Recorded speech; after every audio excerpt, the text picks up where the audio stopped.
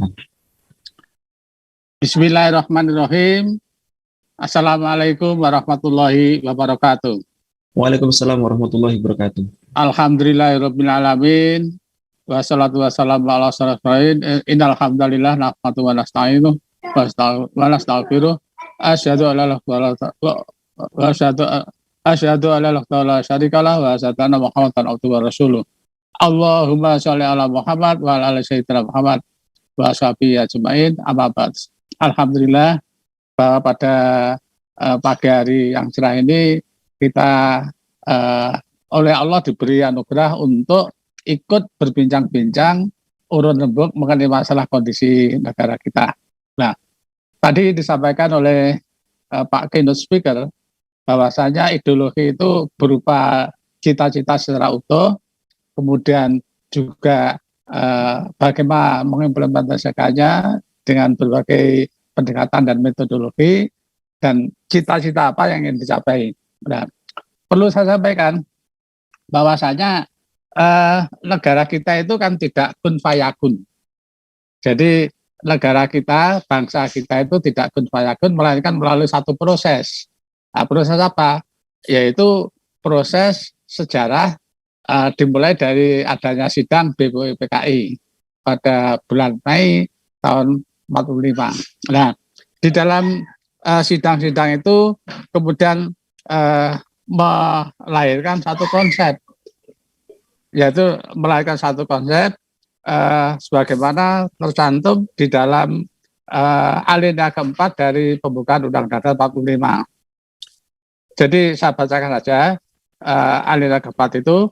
Kemudian daripada itu untuk membentuk suatu pemerintah negara Indonesia yang melindungi segenap bangsa dan seluruh tumpah darah Indonesia, dan untuk memajukan kesejahteraan umum, mencerdaskan kehidupan bangsa, dan untuk ikut melaksanakan kehidupan dunia yang berdasarkan kemerdekaan, perdamaian abadi, dan keadilan sosial, maka disusunlah kemerdekaan kebangsaan Indonesia itu dalam satu undang-undang dasar Indonesia yang berbentuk dalam satu susunan negara Republik Indonesia yang berkedaulatan rakyat dan berdasarkan kepada ketuhanan yang Maha Esa, keadilan kemanusiaan yang adil dan beradab, tiga persatuan Indonesia, dan keempat kerakyatan yang dipimpin oleh hikmat kebijaksanaan dalam permusyawaratan, dan terakhir kelima yaitu dengan mewujudkan satu keadilan sosial bagi seluruh Indonesia. Jadi inilah yang disebut perjalanan luhur bangsa kita. Nah,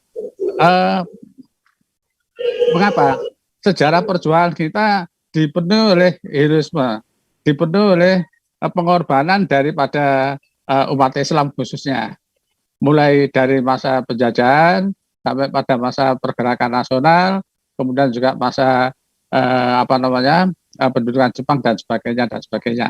Nah, ini kan asbabul wurud. Jadi di dalam filsafat ilmu bahwasanya gejala perubahan itu terjadi pada perjuangan kita untuk mewujudkan kemerdekaan Indonesia. Nah, itu terimplementasi pada waktu perjuangan kemerdekaan itu. Nah, oleh karena itu umat Islam memberikan jasa yang sangat besar. Jadi pada waktu penyusunan Piagam Jakarta, jadi perumusan pertama dari pembukaan Undang-Undang Dasar itu yang dipimpin Soekarno yang Islam, kemudian juga anggota-anggotanya itu adalah dari satu Kiai Haji Abdul Karim Mutakhir, Agus Salim, kemudian Bikus Cokro Suyoso, ya, berikutnya lagi adalah dari nasionalis kebangsaan yang diwakili oleh Muhammad Yamin, Hatta, Bung Karno, ya. Kemudian satu orang Nasrani yaitu Mas Maramis. Tapi Mas Maramis itu ya bahasa pondoknya itu Samina Watok lah. Nah, itu kita perlu tahu itu sehingga yang kemudian ya alinea keempat itu menjadi pembukaan yang disebut dengan Pancasila.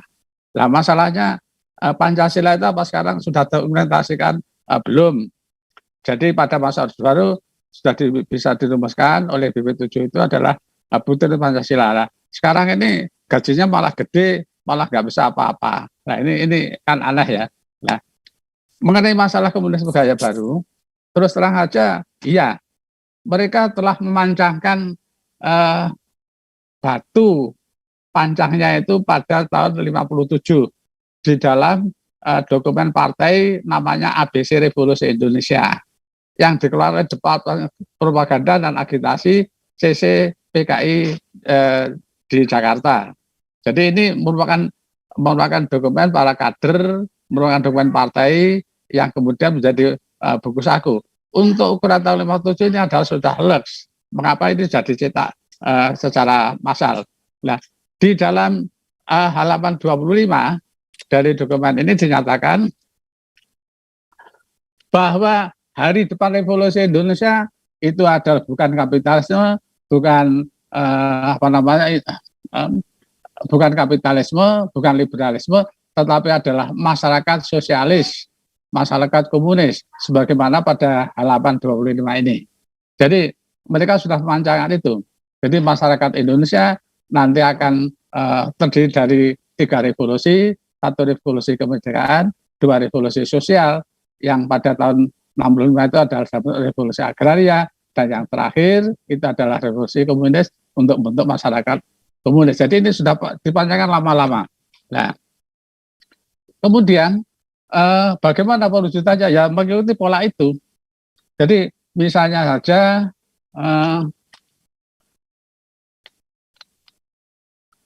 adanya konflik antara TNI sama PKI.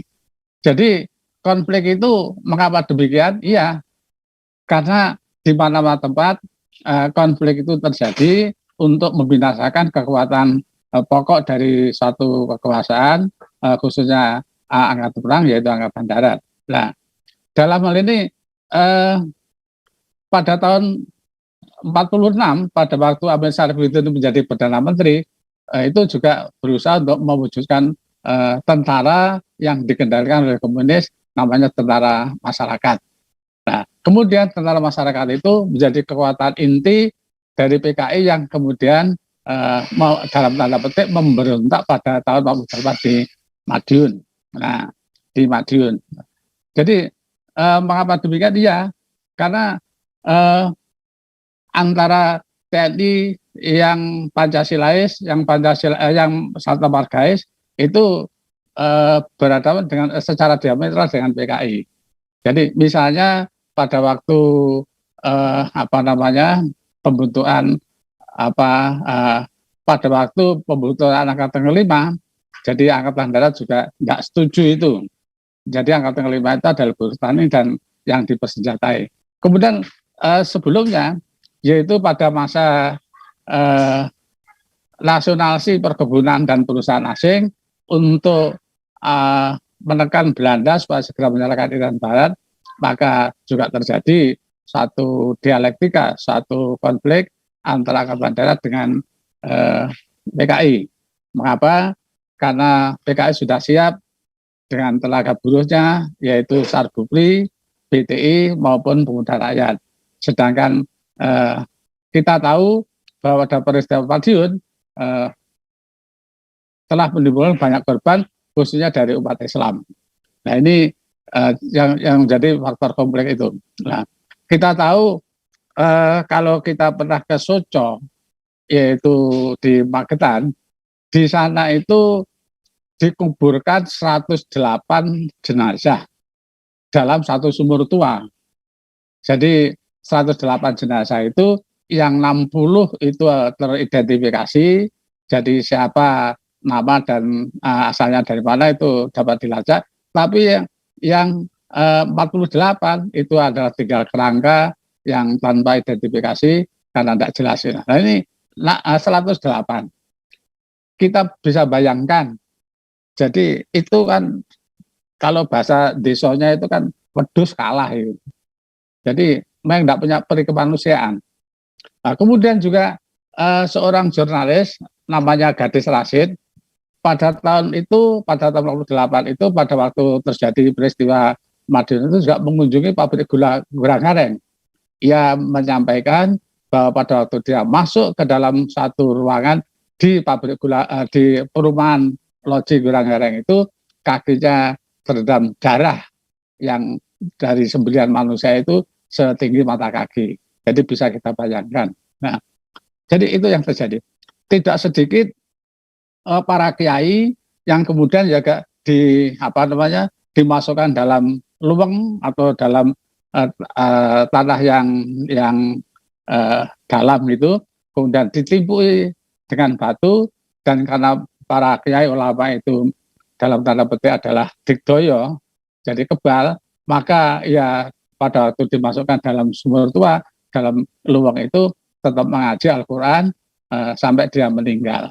Bahkan juga ada Bupati Magetan waktu itu digeraji tubuhnya itu di atas sumur itu.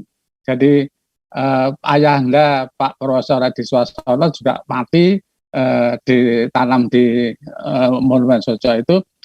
Begitulah bapaknya Pak Kharisud. Jadi yang pernah menjadi ketua DPR itu juga mati dikuburkan di situ. Jadi ini salah satu kebiadaban mereka yang tidak mengenal halal haram, dan semuanya malah dicari hukum yang menghalalkan segala cara. Itu. Nah, jadi antara manusia dan binatang itu akhirnya ya sama. Bahkan ini merupakan pemaknaan dari bahasa Inggris, yaitu manusia adalah ibaratnya zoo and politikon, atau binatang yang berpolitik. Nah, ini pandangan dari filsafat individualisme. Nah, kemudian pada waktu penumasan G13 itu yang pertama Pak Sudirman. Jadi Sudirman, tokoh ketua 3 CCPKI, itu menyatakan bahwa ideologi komunis adalah anak zaman.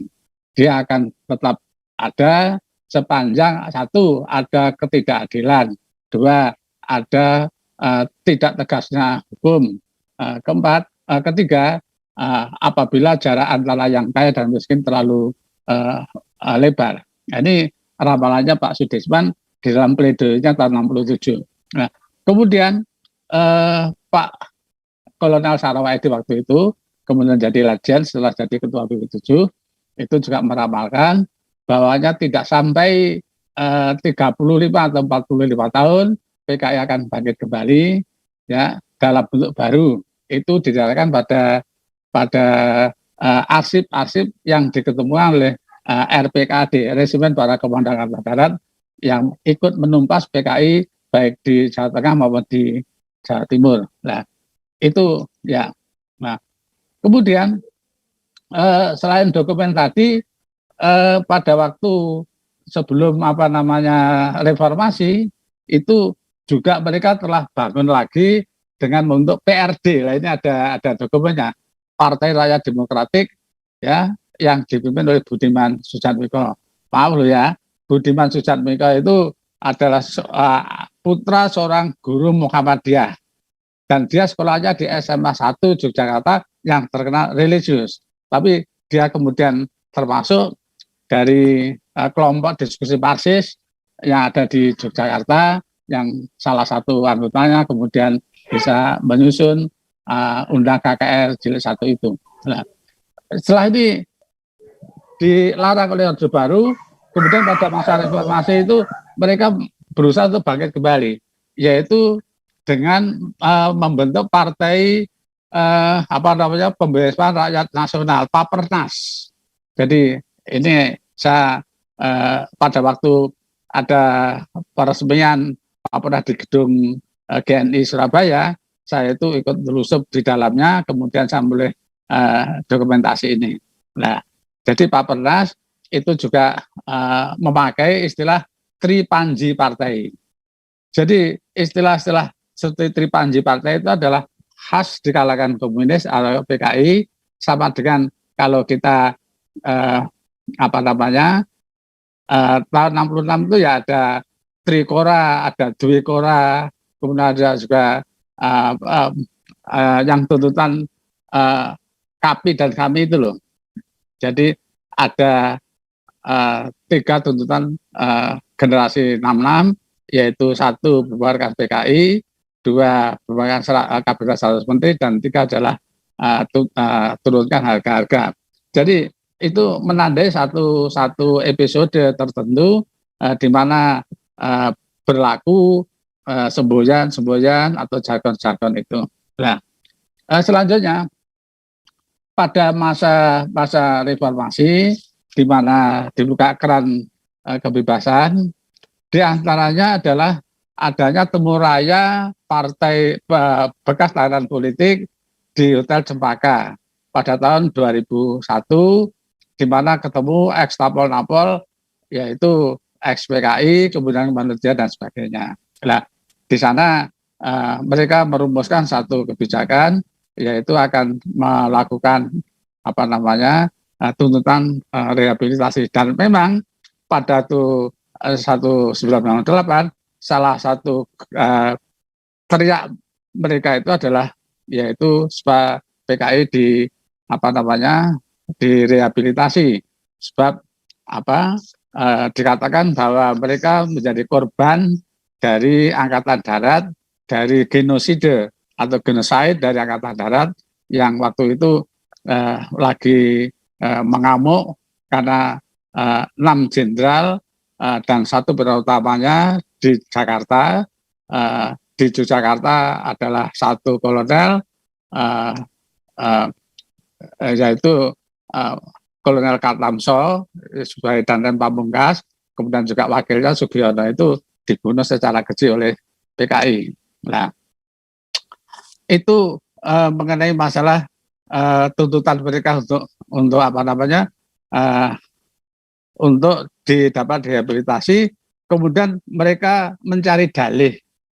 Jadi kalau sejarah itu apa yang terjadi pada waktu peristiwa itu, jadi kejadian peristiwa di TKP itu namanya sumber sejarah atau lacak sejarah. Jadi misalnya Untung pada tanggal 1 Oktober mengumumkan adanya demisioner kabinet. Kemudian yang kedua dibentuknya Dewan Revolusi. Yang ketiga bahwasanya kepangkatan tertinggi dalam tentara adalah Letnan Kolonel. Itu adalah merupakan sumber sejarah dan itu sampai sekarang masih diabadikan. Nah, pada waktu itu pengumuman Untung itu adalah merupakan sumber primer, jadi sumber utama dinamakan sumber sewaktu. Nah, kalau fakta itu benar, maka yang menyaksikan, yang mengalami itu tidak hanya satu lembaga atau satu orang saja. Jadi misalnya tidak hanya Untung saja, tapi juga ada yang lain. Jadi misalnya Menpangau Umar Dhani itu pada jam 9 pagi tanggal 1 Oktober itu juga mengeluarkan seruan kepada Angkatan Udara untuk mendukung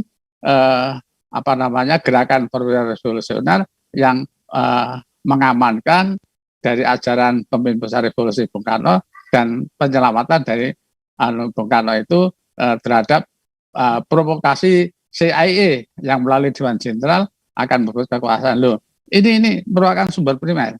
Kemudian yang kedua, pada waktu tanggal 2 Oktober itu koran Harian Rakyat itu juga menyatakan mendukung dari gerakan G30 September. Jadi karena apa? Untuk menyelamatkan Republik Indonesia, ajaran pemimpin besar revolusi dan pribadi pemimpin besar revolusi dari ancaman kudeta Dewan Jenderal yang didalangi atau yang didikte oleh CIA.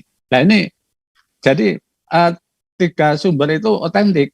Nah, kalau misalnya pengakuan Subandrio, kemudian pengakuan dari Suparjo, pengakuan dari Bungkus, pengakuan dari SGM yang mengat jenazah pahlawan revolusi itu diberikan pada waktu itu bagus itu jadi sumber. Tapi kan tidak.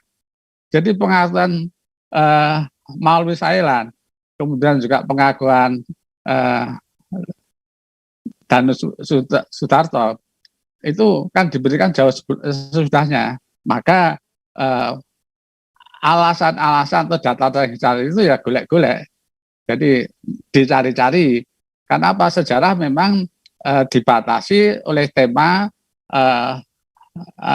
yang telah ditentukan. Jadi kalau misalnya temanya itu untuk menjatuhkan Soeharto, ya maka data yang dipilih adalah berita-berita negatif atau sumber-sumber data negatif tentang Soeharto. Tapi bagi PKI, peristiwa 65 itu adalah belum berhasil. Maka data yang dicari adalah bagaimana PKI itu gagal, maka yang jadi kambing hitam karena apa? Karena mereka dibunuh oleh Angkatan Darat. Jadi itu yang terjadi. Karena apa? Karena peristiwa sejarah itu mesti melibatkan orang lain, paling tidak orang ketiga. Jadi tidak ada sejarah yang bersifat solo atau seorang diri. Jadi dulu kalau atau masih muda kita berpacaran pun juga ada obat nyamuk, ada pacar dan sebagainya. Jadi nggak mungkin kita berpacaran dengan seorang diri. Nah, itu yang terjadi pada masa sebelumnya. Nah, tapi mereka tidak mau tahu. Orang yang berpendapat bahwa Soeharto itu adalah dalang dari G30 tidak mau tahu bahwasanya PKI itu sebelumnya itu sudah berbuat segala sesuatu yang menghalalkan segala cara dan memantik kemarahan umat Islam. Jadi satu contoh, pada 13 Januari 65 di Kanigoro Kediri, teman-teman dari PI atau Pelajar Islam Indonesia itu menyelenggarakan mental training. Nah, mental training itu pada satu pengajian Ba'da Subuh tanggal 13 Januari itu pas waktu itu bulannya puasa itu mereka diserbu sekitar 10.000 anggota non komunis, baik itu BTI, PKI, kemudian juga Gerwani, ya, CGMI dan sebagainya, IP, ya, dan sebagainya, itu menyerbu teman-teman PI yang adakan mental training itu lagi pengajian subuh di Masjid Kanigoro. Dan mereka waktu itu kan bulannya Januari itu rendeng atau penghujan dan belum ada paving, belum ada aspal, jadi kakinya itu masih banyak lumpur, masih banyak endut, derajat-derajat naik ke masjid, kemudian merebut kitab-kitab yang dikaji oleh para santri itu, dan salah satunya adalah kitab Al-Quran yang sedang dikaji itu dimasukkan dalam kurung, diinjak-injak. Nah ini yang menjadikan umat Islam itu getem-getem. Kok bisa tuh ngampleng gitu ya. Tapi nggak bisa. Karena waktu itu kalau kita mengambil tindakan fisik, selalu dipojokkan sebagai komunistofobi. Kemudian yang kedua kontrarevolusi. Kemudian yang ketiga adalah reaksioner. Ya, jadi selalu itu. Nah sebaliknya kelompok mereka, jadi kelompok yang pro Nasakom, ya, pro pemerintahan waktu itu selalu dikelompokkan sebagai kekuatan revolusioner, kemudian juga tunduk tanpa reserve pada pemimpin besar revolusi, manipolis dan sebagainya. Nah, kita itu umat Islam selalu dipojokkan sebagai radikal, kemudian juga antek DITI Masumi, juga sebagai tadi komunistofobi, ya. Nah, itu yang terjadi itu satu masalah. Kemudian juga pada tahun 64-65 mereka itu mengadakan gerakan aksi Sbia dalam rangka memanfaatkan land reform, yaitu pengaturan atas tanah, atas lahan pertanian yang tadi saya sampaikan dalam bentuk revolusi agraria. Jadi mereka menunggangi program land reform pemerintah itu untuk mencetuskan revolusi agraria, di mana dalam ketentuan land reform itu untuk pemilikan tanah maksimal di Jawa hanya dibatasi 5 hektar. Jadi paling banyak itu 5 hektar. Di luar Jawa 7 hektar. Nah, apabila orang itu milik tanah di luar daerahnya, itu disebut tanah absente dan itu harus disita oleh pemerintah untuk dibagikan pada petani miskin atau buruh tani atau tunakisma yang kebanyakan mereka dari PTI atau PKI. Nah, itu yang terjadi. Nah, termasuk dalam ini mereka melihat bahwa para kiai, para haji, para guru ngaji, itu para ustadz itu kebanyakan dia lihat tuh kok ngopeni, kok merawat banyak lahan gitu. Nah, itu dianggap miliknya sendiri. Oh, padahal itu bukan. Jadi padahal itu adalah amanah dari umat Islam yang diwakafkan untuk kepentingan dari satu lembaga Islam, apakah itu masjid, apakah itu madrasah, apakah itu pondok pesantren dan sebagainya. Nah, itu dianggap miliknya kiai itu. Nah, oleh karena itu mereka juga membusir kiai itu sebagai 3 setan desa. Jadi 3 setan desa yaitu kiai, haji, kemudian guru ngaji, ya, yang biasanya pakai sabu hijau, kemudian karena punya tanah luas dan sebagainya, kerjakan orang banyak, itu perutnya sampai beluler gitu ya, sampai beluler. Itu dikatakan bahwa apa yang ada di dalam perut kiai, apa yang ada dalam perut haji, apa yang ada dalam guru ngaji, itu adalah karena mereka menghisap darahnya kaum tani yang waktu itu bekerja berdasarkan pada asas resiprositas, yaitu patrun lain, di mana mereka harus membalas budi kepada para kiai, para haji, karena banyak menolong dalam kehidupan mereka yang ada di desa. Jadi satu contoh, orang yang mengunjungi kiai itu tidak mungkin tidak dapat apa, minimal itu adalah dapat minum dan snack, jajan ya. Yang kedua mesti dapat nasihat. Seringkali mereka kemudian juga mengeluh, Pak, ini saya perlu ini karena anak saya itu lagi akan dilamar, nah saya itu perlu ini dan sebagainya. Nah, ini terjadi di Pondok Gontor.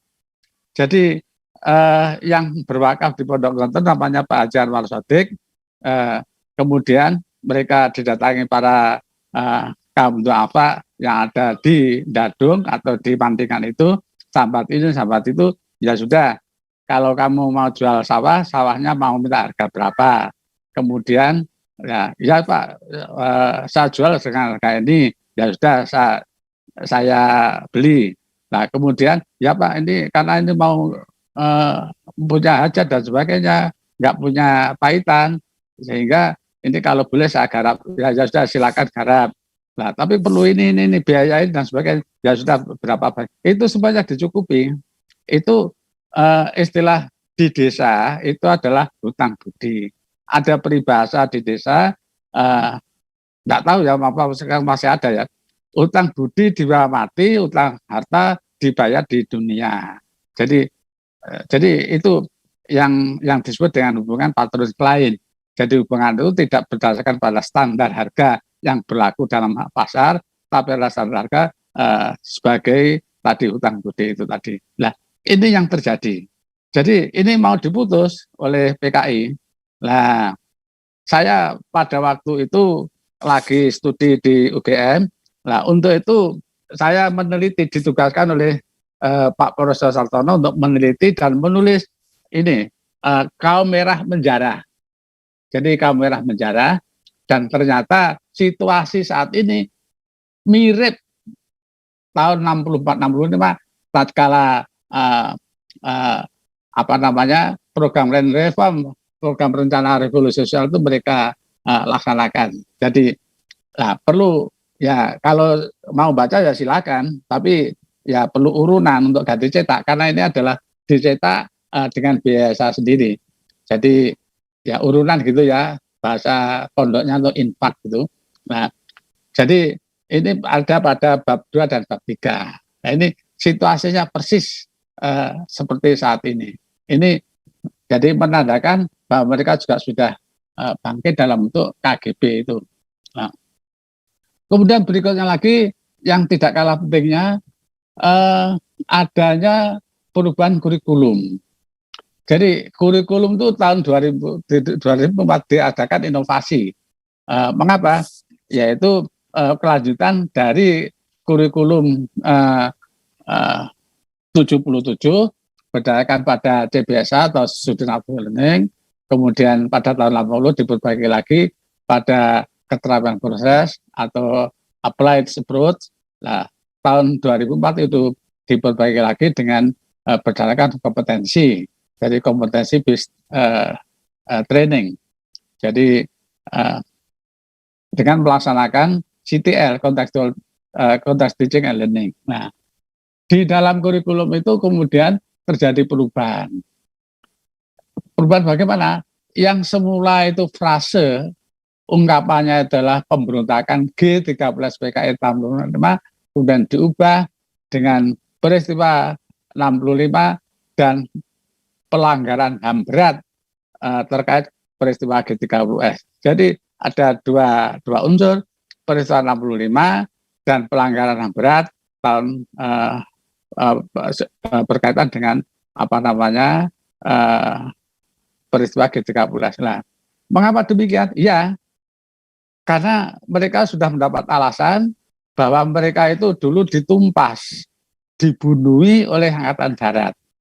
Nah, pada waktu mereka akan mengadakan satu simposium di Hotel Arya Duta tahun 2016, saya mestinya Kato sebagai narasumber, tapi setelah kita membaca undangan yang dia sampaikan di forum kita, di forum orang-orang yang tidak setuju dengan ideologi komunis, yaitu di Halim Perdana Kusuma, ternyata yang menjadi kambing hitam itu adalah Angkatan Darat. Maka saya juga menyatakan tidak setuju. Oke, saya tidak mau jadi narasumber. Karena apa? Karena saya waktu itu juga terlibat sebagai pelaku dan pengambil kebijakan dari penumpasan itu. Saya waktu itu sebagai anggota pemuda Ansor di satu daerah, setelah tanggal 8, 9, 10, 11 itu di Jakarta, itu terjadi pembakaran dan perusahaan aset-aset milik PKI, milik CCPKI di Keramat Raya, itu kemudian tanggal 10-nya merembet ke Jawa Barat, tanggal 11-nya sudah merembet ke Jawa Tengah, dan tanggal 11-12 sudah merembet ke Jawa Timur, juga disertai dengan beberapa penculikan dan pembunuhan terhadap mereka. Maka kami dengan teman-teman Ansor dan sedikit dari Banla, kemudian juga dengan Kokam, itu minta diarahkan oleh pejabat Uterpra yang sekarang menjadi Koramil. Uterpra itu adalah singkatan dari urusan teritorial dan perlawanan rakyat dengan polisi distrik. Nah, kita minta arahan, kita minta ya supaya dibimbing. Maka jawaban dari pejabat Uterpra atau Koramil itu, Mas, terus terang aja, kalau ABRI itu harus menangani satu, yang pertama harus ada dasar hukumnya. Jadi apakah itu bersalah atau tidak itu harus ada dasar hukumnya, ya, berupa keputusan pengadilan. Nah, ini belum ada. Kemudian yang kedua, kami akan bertindak kalau ada perintah atasan. Nah, kami belum menerima perintah dari markas besar Angkatan Darat di Jakarta atau MBAD. Maka ya silakan saja. Nah, di situ kemudian pada tahun 2016 itu kebetulan saya tercakup sebagai tim kelompok kerja Kemenko Polhukam. Jadi pada masa transisi Pak Luhut Binsar Panjaitan ke Pak Wiranto. Nah, ini saya karena sebagai anggota tim kan kemudian punya file dari dokumen itu yang kemudian oleh teman-teman dari masyarakat sejarawan Indonesia Jawa Timur diterbitkan untuk keperluan terbatas. Jadi bersama-sama dengan Pak Iwan Gadono dari UI, kemudian Pak Indra Sinaji dari UI, kemudian Pak Jaya Tontowi dari UII Yogyakarta, kita sebagai anggota tim itu. Yang intinya waktu itu mulai zamannya Pak SBY, Presiden SBY, itu mereka khususnya yang dikomandani oleh LPKP Crop, jadi lembaga penelitian korban Orde Baru yang dipimpin oleh Bejo Untung, ini meneriakkan bahwasanya PKI adalah korban dari genosida yang dilakukan oleh AD. Maka sekali lagi saya tidak mau bergabung dengan narasumber di simposium Arya Duta karena jadi sasaran dan kambing hitam adalah Angkatan Darat. Nah, mengapa demikian? Ya, setelah gagal tuntutannya pada Undang-Undang KKR, kemudian pada kurikulum, itu mereka mencari legitimasi, mencari pengabsahan bahwa mereka sebagai korban dari pembunuhan Angkatan Darat itu. Nah, tapi nggak berhasil. Jadi nggak berhasil. Mengapa? Kalau mereka dapat legitimasi, berarti mereka sah secara keilmuan maupun secara empirik bahwa mereka adalah korban pembunuhan dari pemerintah waktu itu. Nah, tapi sekali lagi kemudian di dalam ini di dalam risalah dari dokumen Pokja itu menyatakan bahwa G13 bukan satu gejala yang tiba-tiba saja terjadi, bukan kun fayakun, tapi disebabkan oleh berbagai macam, diantaranya adalah ada 9 sebab ya yang melukai umat Islam khususnya, kemudian juga perseteruan antara TNI dengan PKI semenjak tahun 48, kemudian 65 ya, yang mereka merasa dikhianati. Jadi 48 itu juga ada peristiwa gagalnya perundingan Renville, di mana daerah-daerah kantong yang telah dikuasai Belanda, di situ ada kantong-kantong di mana ada TNI dan sebagainya, harus keluar. Nah, harus keluar itu kemudian yang dari Jawa Barat itu ya hijrah, yang jalan masuk ke Jogja, masuk ke daerah Republik Indonesia. Itu disebut tentara hijrah.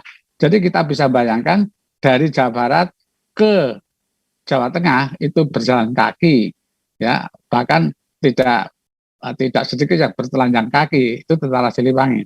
Nah, setelah sampai di Yogyakarta terganti kabinet, dari kabinet Amir Sarifuddin menjadi kabinet Hatta. Nah, ternyata karena di Jawa Barat itu adalah banyak santrinya, mereka menjadi kekuatan dan pendukung dari program kabinet Hatta. Nah, di dalam peristiwa Madiun itu yang dipersoalkan Hatta. Karena apa? Hatta dituduh melakukan red drive atau pembinasan orang-orang kiri, ya, orang-orang merah, dengan bekerja sama dengan anggota komisi dari Amerika Serikat namanya Cokran, yang waktu itu menjadi anggota KTN, Komisi Negara, yang akan membantu penyelesaian dari perundingan itu nggak terjadi. Bahkan Hatta difitnah sebagai penjual dari RI karena telah melakukan red drive dengan Amerika tadi. Maka terjadilah konflik di Madiun yang sangat berperan adalah tentara Siliwangi dari Jawa Barat, dan kemudian dari Jawa Timur adalah Batalion Surahmat yang berasal dari daerah Kediri Blitar. Nah, ini yang terjadi. Nah, di samping tadi perkebunan dan sebagainya, nasionalisasi perkebunan yang kemudian melahirkan aksi sepihak pada tanah bekas perkebunan di di Keras Kediri, yang kebunnya itu ada di Jengkol, maka memunculkan aksi sepihak yang pertama kali, yaitu peristiwa Jengkol tahun 61. Nah, itu Maaf, Prof. Yang kemudian bisa dipersingkat nggih, Prof? Iya. Itu yang kemudian menjadi modal-modal aksi sepihak di seluruh Jawa Timur. Kemudian juga ada setelah gagal mencari legitimasi dalam simposium di Arya Duta, tanggal 17-18 September tahun 2017 mereka masih mengadakan kerjasama dengan Lembaga Bantuan Hukum Jakarta, LBH Jakarta, dan mengadakan seminar yang berjudul mengusut kebenaran peristiwa 48-65. Jadi dari sudut mereka. Tapi alhamdulillah sebelumnya itu kita pernah berkonsultasi dengan Mabes Polri di Jalan Trunojoyo Kebayoran Baru. Kita sampaikan ini. Maka pada tanggal 17-18 Agustus, hari pertama itu dibawa oleh polisi dan hari kedua dibawa oleh massa. Nah, kemudian juga pada tahun 19, tatkala gejala-gejala bangkitnya komunisme gaya baru itu semakin nampak, maka kita kumpul di Tugu Ireng untuk membuat satu mengkonsolidasikan kekuatan yang akan menanggulangi komunisme gaya baru, yaitu yang pertama adalah menyusun satu koordinasi namanya Gerakan Bela Negara Melawan Kebangkitan Komunis. Nah, maka hal itu melahirkan namanya Gerakan GBN, Gerakan Bela Negara. Kemudian karena waktu itu juga disinyalir ada sinyalemen adanya terbit disertasi baru yang berdasarkan pada arsip PKJ dan RAJ. Jadi sumber primer itu adalah arsip, ya. Jadi seperti pidato Untung itu kan diarsipkan pada tanggal 1 Oktober itu arsip yang ditulis oleh Tomozo dari Harvard Universitas, di mana ternyata dalam arsip itu tanggal 5 Agustus DNID Ketua Umum CCPKI, kemudian Yusuf Haji Thorob itu adalah Sekjen CCPKI, dan Dr. Tanti Aidit suami istri dari DNID itu menskenario G13 itu dengan para pembesar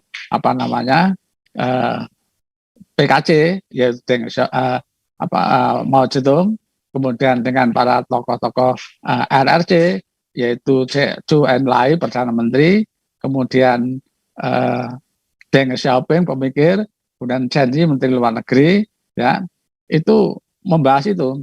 Nah, termasuk laporan bahwa kesehatan bencana terganggu itu direncanakan di Beijing dan di skenario dari sana. Kemudian diantaranya keputusannya adalah Nasution harus disingkirkan. Kemudian yang kedua akan dibentuk satu komite militer yang kelihatannya dari waktu netral. Ya, kemudian jatuh pilihannya adalah pada Untung sebagai komandan kawal pasukan gabungan presiden, itu netral. Kemudian yang ketiga dalilnya adalah Dewan Jenderal akan melakukan kudeta untuk gerakan itu untuk melindungi pemimpin besar revolusi Bung Karno dari kudeta Dewan Jenderal yang didalangi oleh CIA atau CIA. Nah, ini yang terjadi. Nah, kemudian ini ditindaklanjuti. 1 menit lagi, Prof. Ya, ditindaklanjuti di Indonesia itu dalam rapat CCPKI yang dihadiri oleh khususnya Sam Kamaruzzaman, kemudian Latif, kemudian juga ya. Nah, tapi di dalam rapat-rapat itu kesusupan anggota CGMI yang kemudian nggak mentolo. Karena apa? Nanti pasti akan ada pertumpahan darah karena akan menumpah Dewan Jenderal dengan pembunuhan-pembunuhan. Maka dibocorkan kepada Pak Haritsan Selalai dari PMKRI, Persatuan Mahasiswa Katolik Indonesia. Kemudian Pak Haritsan Selalai dengan Pak Kasimo dengan Kawasan Utara menghadap Jenderal Nasution. Pak Nasution mengatakan, saya akan tidak digugus sama Bung Karno. Itu sudah pada akhir September. Dan kemudian pada 1 September itu pecah G13 PKI itu, sehingga Pak Haritsan Selalai terpaksa mencari teman yang baru, yaitu Pak Subhan ZE, kemudian Pak Nurkhalis Majid dari MI untuk menghadap Pangkostrat. Tapi Pangkostrat kan tanggal 1 Oktober itu masih sibuk sekali, baru dia bisa ketemu Pangkostrat itu pada tanggal 2 Oktober itu. Nah, ini kemudian menjadi latar belakang terbentuknya dari Kap Kesatuan Aksi Penumpasan G13 itu. Nah inilah, jadi insya Allah saya selalu mendokumentasikan itu dalam bentuk karya tertulis, jika nanti biar jadi warisan generasi berikutnya untuk sekedar mempelajari naskah-naskah ini. Terima kasih. Ada kurang dan lebihnya saya minta maaf. Akhirul kalam. Assalamualaikum warahmatullahi wabarakatuh.